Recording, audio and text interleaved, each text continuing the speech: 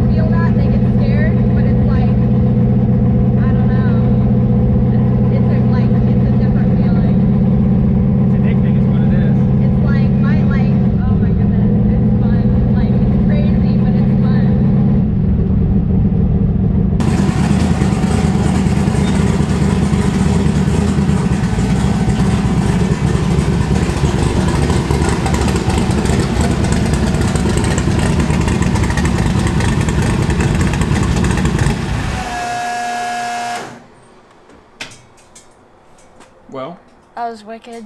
I want to do it again. I let her leave on about 4 pounds, and then we progressed in 14. That was my first time using the trans brake. I've always foot braked, and like it's different. It hits different. It started going sideways, and I ended up letting off, but I stayed in it for a minute and tried to drive it, but he was for a minute. He got scared. She went over the hill under power. You were scared? He's like, just stay in it for a second. I'm like, We're good. Still alive. That was wicked. Still alive. That wasn't that bad. If you're new here, it's a small block Chevy, blow-through CSU carburetor, twin 71mm turbos from Forced Inductions. It's a dart block. It's got forged rotating assembly. It's a money pit.